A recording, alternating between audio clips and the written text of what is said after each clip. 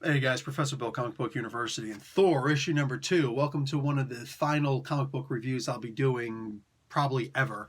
And more on that in the podcast this Saturday, 8 p.m. Eastern Standard Time. Okay, so this is The Devourer King, Part 2, Lightning and Hunger. I like the play on that. Donnie Cates is the writer, Nick Klein on art, Matthew Wilson doing the colors, VC's Joe Sabino doing letters and design, Oliver Coipel and Laura Martin doing the cover art. Nick Klein and In-Hyuk Lee do 2 separate variant covers, and Thor was created by Stan Lee, Larry Lieber, and Jack freaking Kirby. So this was cool. You know, I like how sometimes Marvel and DC will have a DC or Marvel, respectively, character or team in their book. And, you know, it's not, I mean, it's evidently them. Like, duh, that's them. At the same time, well, I didn't say it's them. I mean, you don't see one of their logos or anything like that, do you? Just, you know, a bunch of colors and a shape of a character, and it could be any character. Just, you know, I have to throw it in there, whatever. You know, that could actually be Hyperion. You don't know that. He could have changed his costume. But at the end of the day, this is Superman. This is the Flash. This is freaking Emerald Light, Green Lantern. Duh. Green Lantern, one of my favorite freaking characters. Anyway, so like this is clearly them, and I like this. Galactus is now destroying a world that these guys are on. I love that. In the meantime, Thor is now watching the destruction, the eating, the consumption of the planet Clips. I think that's how you're supposed to pronounce this. And these are a very Neanderthal type character, and you know, so they're very limited intelligence. They see this big being and they see this giant freaking purple people eater, monster eater, you know, planet eater. And Galactus is eating one of these planets. And this is one of the this is the first of the 5 planets that Silver Surfer gave the coordinates to Thor in order to do what he's got to do so that he could try and stop this universe from being destroyed, right? The multiverse from collapsing on itself again. Anyhow, so Thor is saying, like, listen, man, this planet was supposed to be uninhabited. You can't just start eating the planet. I gotta, you know, I'm thinking right now, let me try and find a way to get these people off of this planet right now. You know, and he's cool about it. He's talking about, you know, I'm going to give sanctuary to these guys on Asgard. I'm going to have Sif, you know, send down the Rainbow Bridge, Bifrost. And we're going to, you know, we're going to transport these people and deal with the situations, deal with the problems. But these guys are going to have sanctuary in my kingdom of Asgard.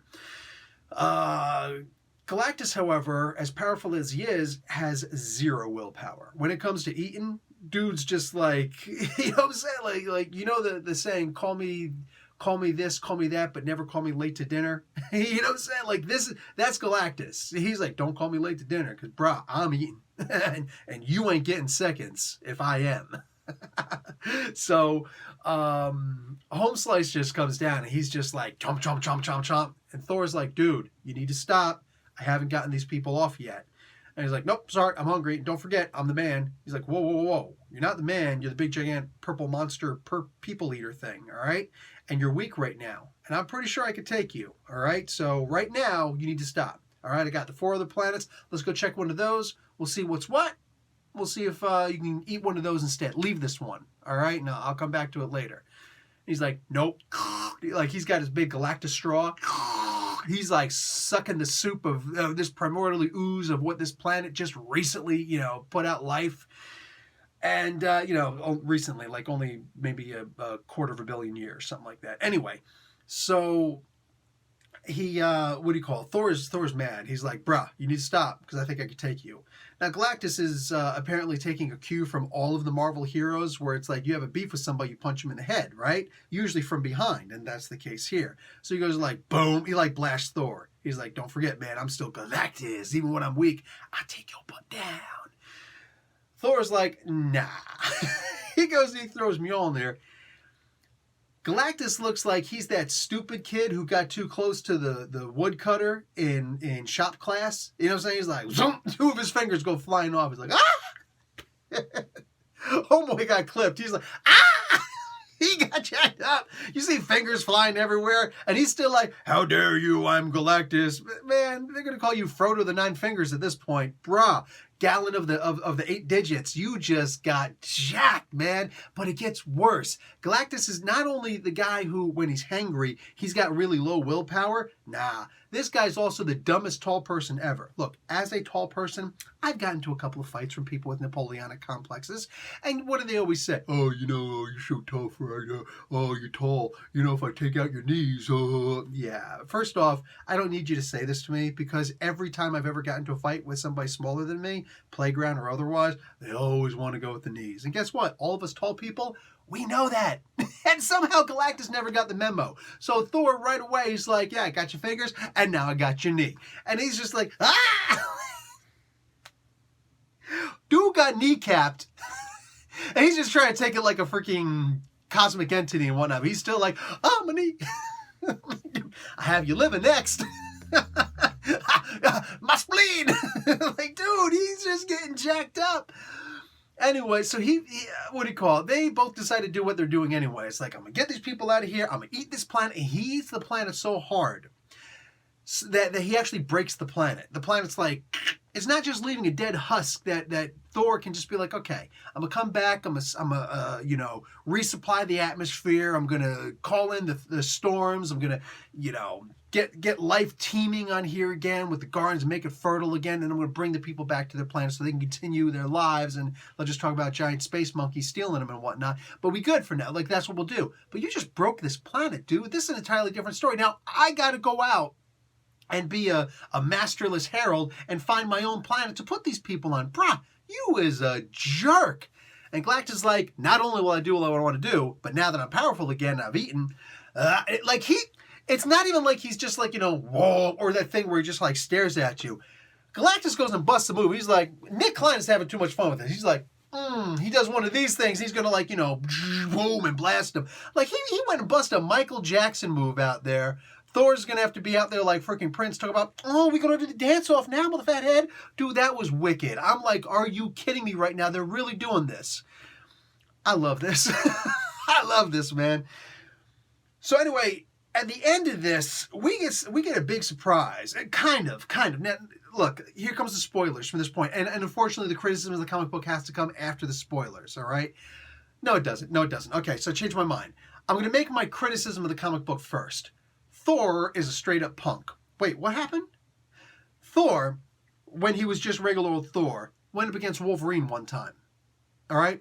Wolverine was under some kind of a spell where, like, he thought that he was fighting Sabretooth with a hammer.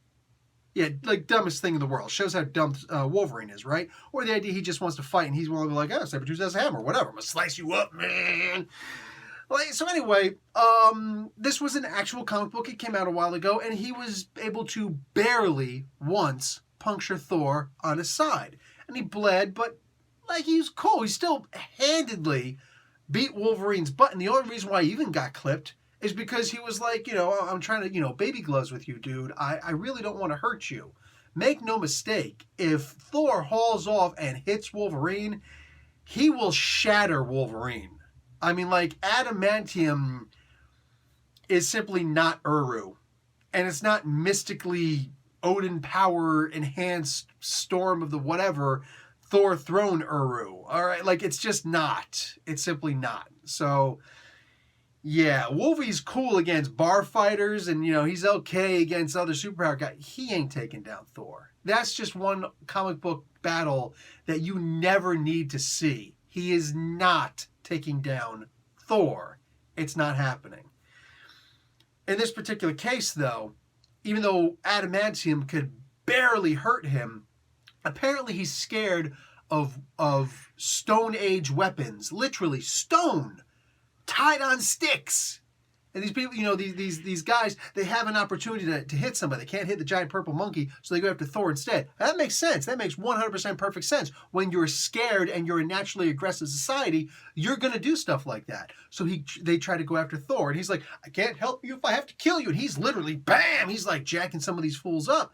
And I'm like, dude, remember when Thor used to be tough? And that was when Thor was regular. I pointed that out. Now, Thor is like the king of Asgard, got the Odin power in him. He's got freaking the Herald of Galactus power cosmic flowing through him. Like, dude, he might as well take a Viagra too. Dude, stiff as a board because he's straight up a G. And yet he's scared of some stone weapons all of a sudden. That's my criticism of the comic book. Like, dude, Thor should have... I would have loved to see him just standing there and all these guys surround him. He's just like... guys, and he's talking in the all tongue, which is always a funny thing to say. The all tongue, how you doing? No, no, no, no. Stop that. We don't need that, all right? My dirty mind. Your dirty words. So don't judge me. Don't sit in judgment of me. So freaking, as I'm in judgment of this comic book. Anyway, yeah, I just didn't see that part as particularly worthy of Thor. You know what I'm saying? But at the same time, the commentary on this is just fantastic. Not my commentary on this, the commentary within the comic book itself. You know, the Mjolnir has been getting heavier by the day. And it's like he's saying the weight, and there's something coming up, something boding, something forthcoming that he's dreading. Like, why is this happening? He doesn't know the great unknown, the chasm, you know? And it's probably going to wind up falling out of his hands again at his greatest moment, his moment of greatest need. Excuse me, and Home Slice better consider sacrificing that eye. So, you know, like he's got the one messed up eye, right?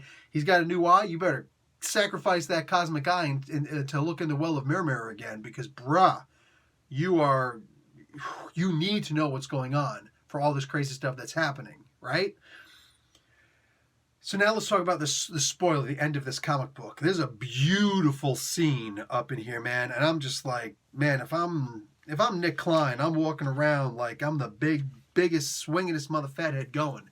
Because, like, Galactus up in here, he's just like, look at this. He's like trying to do this. He's trying to bust the move on Thor. And all of a sudden he's like, like the machine gun fire. He's like, what's going on? What's going on? Even Thor's like, what? It was machine gun fire. Scuttlebutt. And that's Beta Ray Bill. So Scuttlebutt's back there firing off those cannons. Remember, it was taking out the demons of Muspelheim, right? It was taking out the fire demons coming out of Muspelheim, the gate and the Black Galaxy and whatnot. Dude, I'm saying. Now, I could have sworn the Scuttlebutt was destroyed. I don't remember that. Maybe there was a new one built. Honestly, I don't remember. Maybe they brought it back at some point. Maybe Donny Cates is bringing it back. Maybe it was never gone in the first place. I'm like manufacturing that memory.